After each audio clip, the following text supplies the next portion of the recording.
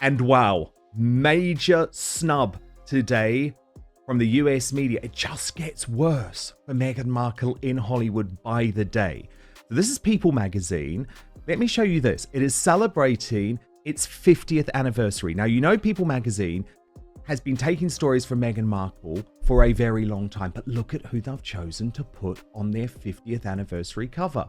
Meghan's friend, Oprah Winfrey.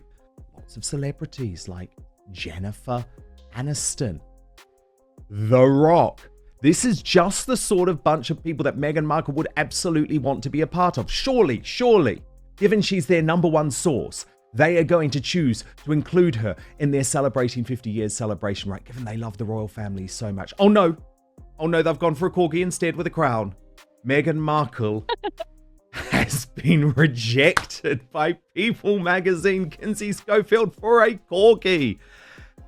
And I presume that was People magazine making quite a point. We actually want to stay close to the real royals, not the Montecito royals.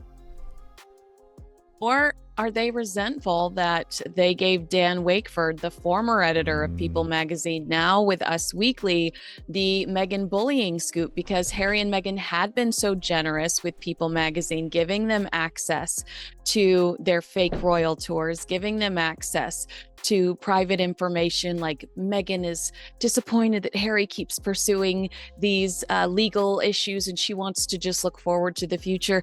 They have given People magazine so much incredible access that I'm sure people felt like they were in it to win it. And then all of a sudden the rug was pulled out from under them when Meghan's employees, I believe it was 7 employees, 5 on the record, 2 off the record, spoke to Dan Wakeford and Us Weekly.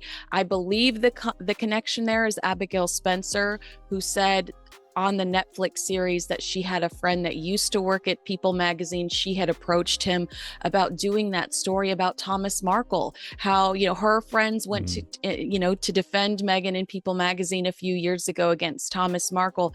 Dan left. He's now at Us Weekly. And I do wonder if People magazine says, well, you know what? We're going to cut you off. We are going to punish you for giving that exclusive to Us Weekly, who is just, quite frankly, in the States, not on the same level as People magazine. You would have expected that story in People magazine, in Vanity Fair, in somewhere that would have given that Meghan is a saint, not a demon angle more credibility. Indeed. But it's just the fact that I've used a corgi with a crown. I just can't get over it. Angela Levin wrote on this, very significant that people didn't want Meghan on their 50-year celebration.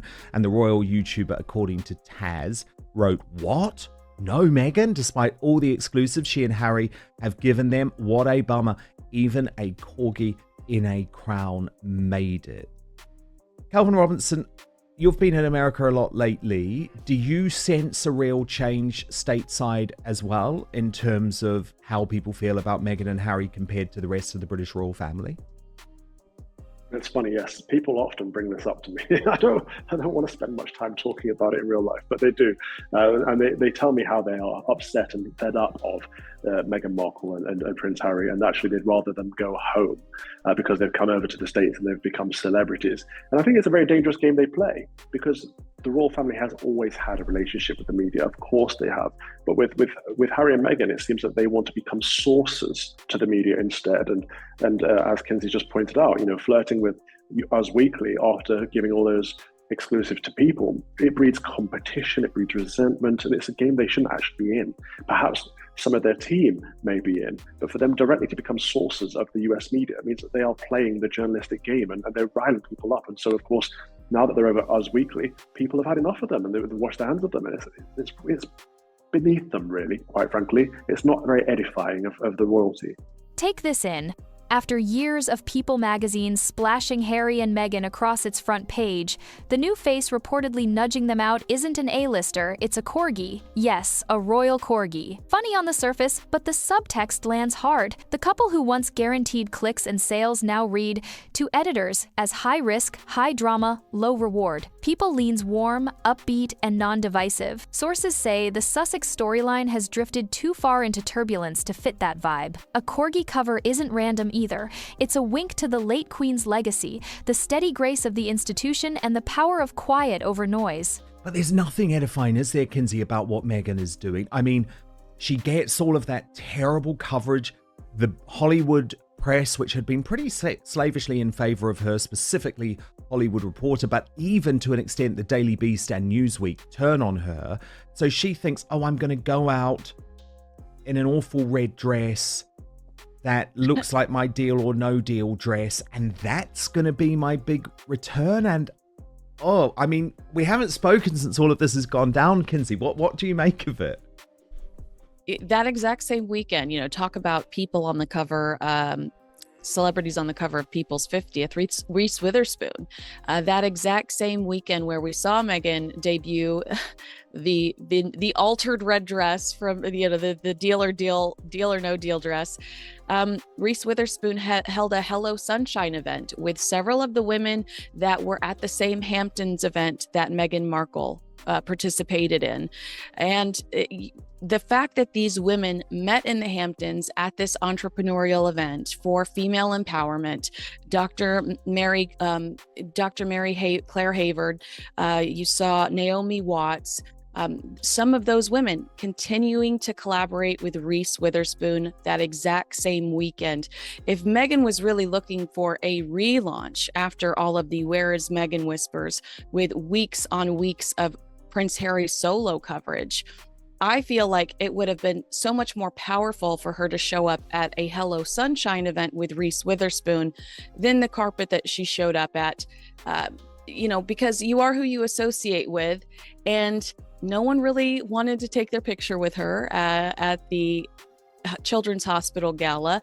And she is desperate to associate with people like Reese Witherspoon, who it's my understanding that she reached out to her and asked her to appear on Archetypes, and Reese politely declined because she wants to stay in favor of the royal family. Wow. And we know Taylor Swift also said no. So, Kinsey, is it too much look, this is my belief, but is it your belief that Meghan is now a pariah in Hollywood, or is that too far? Is that going too far? Their drama. And, I just, Nacho is their biggest spokesperson. Nacho is the one that's out there. This is this Polo guy, praises. Right? Polo Nacho. It's going to be hard to find anybody that's going to defend them publicly. Maybe Abigail Spencer still, but I do think that they have become a real toxic brand, and people want to be uplifting and kind towards the royal family right now. 2 people are suffering with cancer. We recently, we really truly recently still lost the Queen. Yes. They were tearing into the royal family while Prince Philip was sick up until his death. And I think that normal people, the common sense thing to think is, wow, that is a family that has had a lot of hurt over the last few years and struggle. I'm going to be compassionate. I'm going to show empathy. I'm sorry that you don't feel like you got to wear the tiara that you wanted to on your wedding day. That was amazing. Your second wedding day. And, I'm going to show a little empathy towards this family that suffered a lot of death and a lot of illness over the last few years. Harry and Meghan's arguments and their whining is so superficial compared to the hurt that the royal family has felt over the last few years. Indeed. And look, I know how these magazine covers work. All of those celebrities would not have agreed to be on the cover of People magazine until they knew who all of the other celebrities were going to be. And my contention would be, if Meghan was part of that mix, there would have been a concern that some of the other celebrities would not appear. But look, there's a massive scandal raging in the UK called Taylor Swift Gate, which looks like it may well empower Prince Harry in his battle with the British government over security. So let me show you, for example, the cover of the front page, of the Daily Mail here in the UK today. It shows what a big story this has become. And it's because Taylor Swift's mum negotiated directly with the UK government in order for her to receive a police escort when she held her big Eras Tour concert in Wembley. That's something, of course, that Prince Harry has been rejected in the past. But what's so significant is that the Prime Minister Keir Starmer actually met Taylor Swift backstage, something that he hid from the public when he was asked about his meeting with Taylor Swift at a school. There was a time any outlet could slap Sussex on a cover and call it a day. Now, the temperature's different. We keep hearing the same refrain: polarizing, exhausting, unpredictable. When a mainstream giant is skittish, that's not just a PR hiccup, it's a wind shift. Audiences are wary, brands are cautious, and newsrooms are tired of being pulled into the latest flare-up. The media machine that once amplified every confession, every docuseries beat, is signaling fatigue. And that's the problem with attention as a strategy. If the tone turns, the very thing that built your relevance starts subtracting from it. Now, Father Calvin, there's obviously a political side to this because Keir Starmer is just a liar. He's just a complete liar. He took free tickets. He took his kids, who he claims that he wants to keep out of the spotlight, to meet Taylor Swift, and then lied about it. So that's the political side of this. But when it comes to Prince Harry, Calvin, isn't this now much more difficult? And King Charles will be furious about this because it's now much more difficult for the government to try and say, we're not going to pay for your security. Because he is immediately going to come back and say, but I have threats against me, just like Taylor Swift does. And you paid for her to have government security and a blue light escort. Absolutely. First and foremost, we must feel sorry for the Prime Minister, Sir Keir Starmer. When he stood there, there's zero charisma, isn't there? Not one single child was laughing at his petty little jokes. They didn't even smile. He's like, yeah, I went to see Taylor Swift, like trying to win over the audience. None of them are having any of it. No. But yeah, what this highlights is the two-tier system, like, once again, because they've said no to Prince Harry. Quite right, they've said no to Prince Harry, to this security scenario. But they've bent and given in to Taylor Swift, once again, because of the celebrity culture of the Labour government. And they are in there with all the lefties and backpatting. And so when Taylor Swift wants something, she speaks to the Labour politicians. And we have the Mayor of London and the Education Secretary stepping in, and the Prime Minister making sure that it happens. It's inappropriate, but it's exposed the two-tier system. And so now, yes, Prince Harry has to have it. Otherwise, the system is corrupt. Kinsey, I mean, this is good news for Prince Harry, I guess, but very bad news for King Charles, who has been insisting to his son for months now. I mean, let's just be honest about it. Harry only gets through to Charles very, very rarely now. Charles is just refusing the calls. But in their previous conversations, Kinsey, his line has always been, the government never gets involved in these things. It's a police decision. I can't get involved in these things. And here's the government directly getting involved in whether Taylor Swift has a blue light escort or not. I know this is unfortunate for the king because this is one of those issues where Prince Harry is absolutely relentless. He doesn't see sense when it comes to this. Nope. It's his way or the highway. And he is so incredibly difficult when it comes to this particular topic. So I do really sympathize with King Charles here. I mean, I guess Labour could justify it by saying if anybody that was going to attempt anything sinister saw this presence, perhaps they would rethink whatever their plans were, thinking about back to Ariana Grande and that horrific incident. And we just want to protect these young girls and these young families that are here for the Taylor Swift concert. Maybe that's going to be their justification. But he's going to say, well, why don't you want to protect Meghan Markle? That is literally going to be his answer to that. Because she's not doing anything for the economy and she calls everyone racist. I mean, I think that might be the answer. I would love it if that was the answer. No, look, it's a pickle. It's a pickle. Kinsey, you might be a bit annoyed with me now, though, because I'm never angry with Prince William, but today I am so mad with Prince William because he made the decision to personally bestow a damehood on the former Prime Minister of New Zealand, the disgraced Prime Minister of New Zealand, Jacinda Ardern. Here they are together, they're great pals. She's involved in his Earthshot Prize. And Prince William has just made a mistake with Jacinda Ardern because Jacinda Ardern, and I know this, I have dual citizenship. A lot of people know this. New Zealand born, but I'm British. My parents were born in Britain and I've spent my adult life in the UK, but I'm also a New Zealander and have a huge connection with that country. of my birth, and no one woman has done more damage to my home country of New Zealand than Jacinda Ardern. Her policies over the COVID pandemic were nothing short of evil.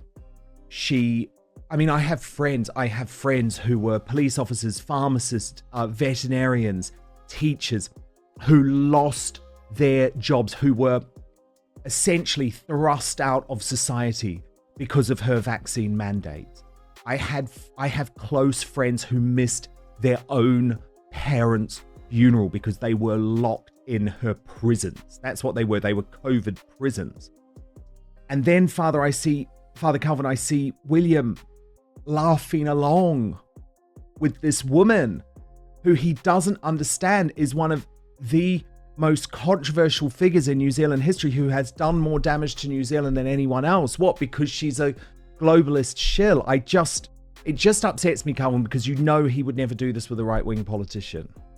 Reactions split down the middle. Some cheer the pivot, arguing the couple courted controversy and are now meeting consequences. Others point at the press, built them up, then bailed when the drama stopped paying. Either way, the image is striking.